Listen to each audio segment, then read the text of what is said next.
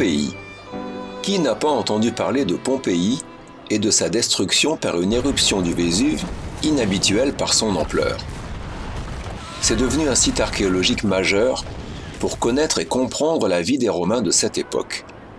Mais pourquoi donc se servir des ruines de cette ville plutôt que d'autres autour de Rome? Pendant près de 2000 ans, le site était invisible sous une épaisse couche de cendres qui s'est révélée protectrice. Au début de l'éruption, en 79 de notre ère, des pierres ponces sont tombées sur la ville, faisant s'écrouler toutes les toitures. On a compté jusqu'à 2,80 m d'épaisseur de pierres ponces. Puis, 2 coulées pyroclastiques ont enveloppé Pompéi en brûlant et asphyxiant toute la population. La ville fut enterrée sous de fines cendres, de la lave et des dépôts pyroclastiques. C'est ce qui a permis de conserver debout et à l'abri les murs des habitations et des édifices publics avec leurs détails, et même dans plusieurs endroits avec leurs décorations.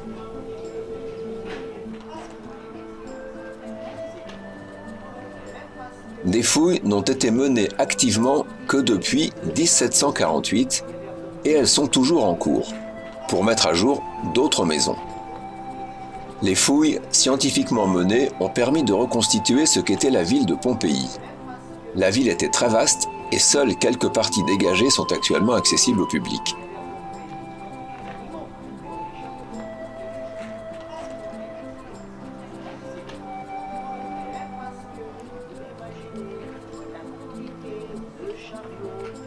Ici, le petit théâtre, appelé petit parce qu'il ne pouvait contenir que 1000 personnes, était dédié aux pièces de théâtre et à la musique à cause de sa bonne acoustique et parce qu'il était couvert. À côté du théâtre, un lieu de promenade entouré de colonnes, couvert lui aussi, permettait d'accéder à des boutiques.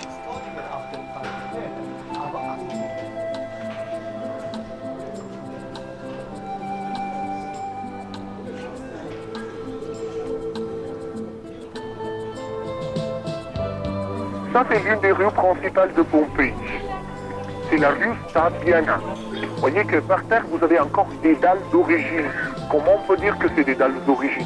Parce que vous voyez qu'il s'en reste les traces du passage des roues des chars. Hein? Et je ne sais pas si vous avez noté qu'un peu partout, dans les bois de Pompéi, il y a des grandes dalles, comme ceux que vous voyez en bas et en haut. À quoi ça servait? Quand il pleuvait, les rues de Pompéi s'inondaient, donc il y avait de l'eau, et les gens, pour ne pas se mouiller les pieds, ils utilisaient les grandes dalles. La quantité de chariots qu'il y avait à Pompéi, donc les animaux qui traînaient les chariots, et la caca des animaux, c'était où? C'était dans la rue. La ville était sale. Même pour ça, ils ont construit des dalles pour traverser.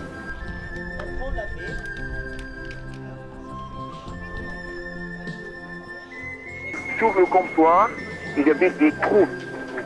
Et dans les trous, ils mettaient de la nourriture. Ils mettaient tout ce qu'ils mangeaient. Ils mangeaient surtout du poisson, parce que Pompéi, c'était un port. Mais ils mangeaient aussi de la viande. Et ils préféraient la viande de sanglier. Alors, on va visiter celle que, selon moi, c'est l'une des plus belles villas de Pompéi. Cette villa, ça appartenait à la famille de Pompée. C'est la soi-disant villa du Ménandre. Aujourd'hui, on l'appelle comme ça pour une fresque qu'on a retrouvée dans la villa, représentant le poète tragique grec Ménandre. Ça, c'était la pièce principale de la maison. Au milieu de l'atrium, il y avait un bassin. Ce n'était pas pour se laver les pieds, hein, mais pour récolter l'eau de pluie. Et en face, vous avez même des marches pour monter au 2e étage. Parce que les maisons, elles s'élevaient sur 2 ou 3 étages. Ça dépendait de la richesse du propriétaire de la maison. En rez-de-chaussée habitait la famille du propriétaire, aux étages des esclaves. Ça, c'est la partie d'hiver de la maison. De l'autre côté, il y avait la partie d'été. En fait, il y a un grand jardin, c'est le péristérium, et autour de ce jardin, il y avait les autres pièces de la maison. Encore une fois, chambre à coucher, salle à manger, les thermes privés, les latrines, la cuisine, et tout ça.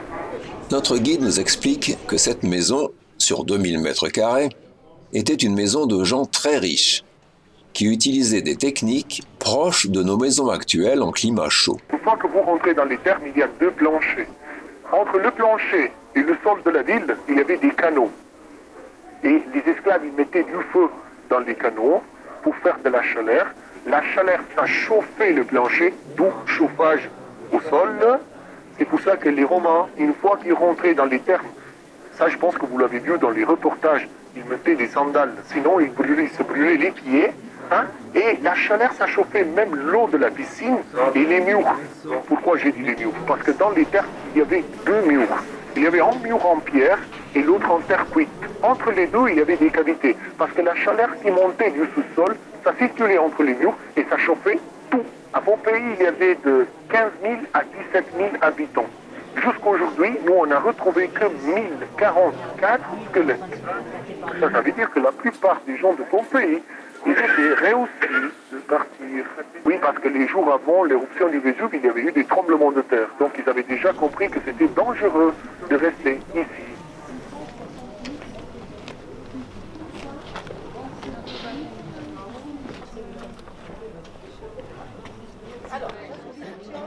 Une autre maison, très visitée jadis, et également de nos jours, mais pour d'autres raisons, était le lupanar, la maison de prostitution. Lupanar est d'ailleurs un mot latin, passé tel quel dans la langue française. Cette maison était à double étage, pour le peuple et les marchands au rez-de-chaussée, et pour les personnalités à l'étage. Il ne fallait surtout pas se mélanger. À l'entrée de chaque pièce, il y a des fresques érotiques. Oui, vous avez la porte pour rentrer dans la pièce, en haut de la porte, des positions exotiques. Et les lits étaient en pierre. Bien sûr, ils mettaient un petit peu de paille par-dessus, mais c'était dur. De la paille ou des matelas, on ne sait pas précisément, mais les guides, surtout les hommes, aiment broder et s'étendre sur ces couchages, comme sur les gravures.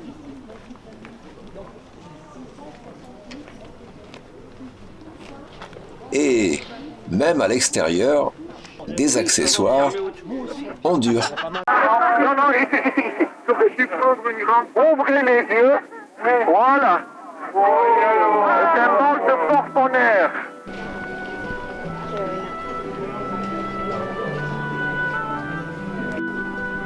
Alors maintenant, on arrive au forum, c'est la place principale.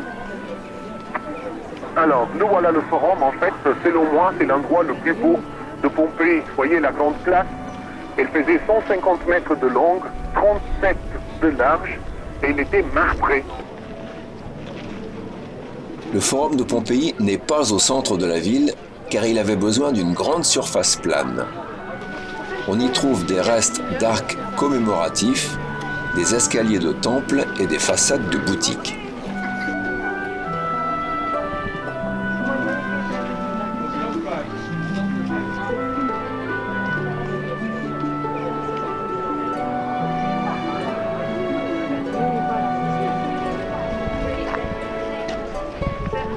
Et le Vésuve, il est au fond, là, à 4 km de distance à vol d'oiseau de Pompéi.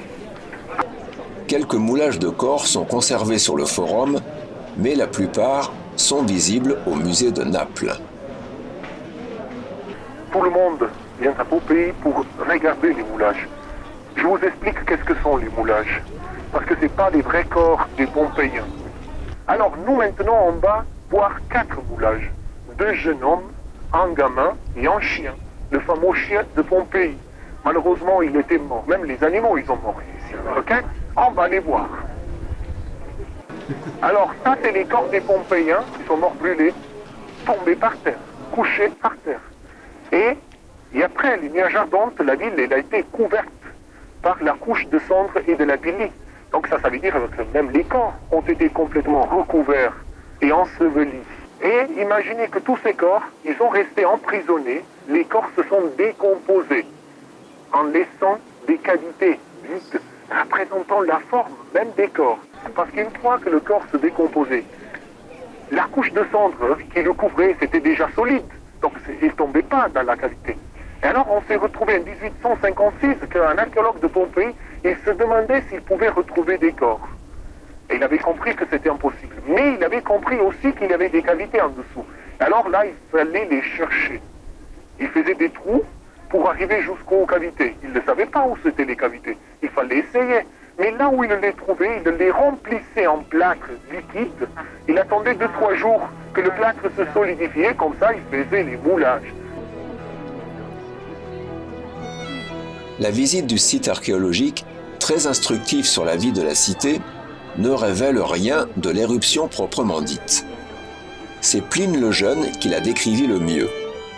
Il écrivait au fil de l'eau les observations de son oncle, Pline l'Ancien, un scientifique curieux de tous les phénomènes naturels. Pline l'Ancien était un naturaliste éclectique, auteur d'une encyclopédie qui est parvenue jusqu'à nous. C'était aussi un militaire, amiral de la flotte romaine. Lors de l'éruption du Vésuve en 79, il était à Misène avec sa flotte. Il a tenté de porter secours aux habitants du golfe de Naples. En vain, car les bombes volcaniques auraient détruit ses navires en bois. Ses curiosités scientifiques prenant le dessus, il a néanmoins débarqué avec son neveu et a décrit l'éruption jusqu'à sa mort, sur la plage, terrassé par la fatigue due à son âge et sa maladie, et par l'air devenu difficile à respirer pour lui.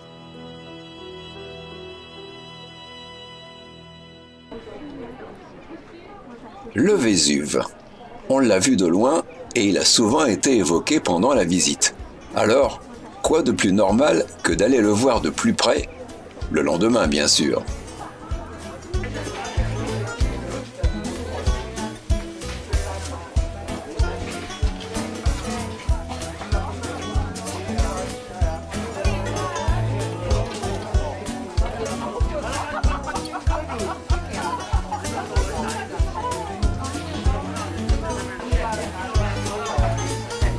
Eh bien, c'est raté.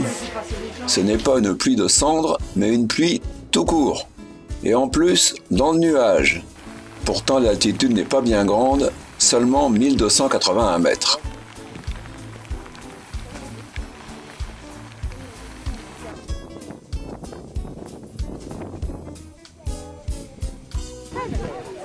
La première, pas la dernière, a été engloutie par la chaude. Je dis donc que la phase terminale a été très explosive. Dans la direction du vent, on est arrivé de l'autre côté. Là, ça s'appelle actuellement Acre-Chérie.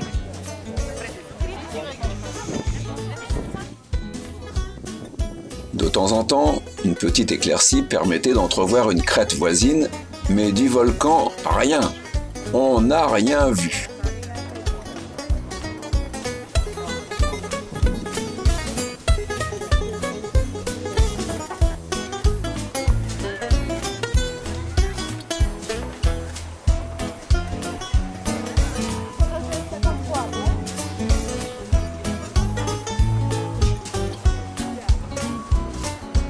Eh oui, on n'a rien vu du volcan.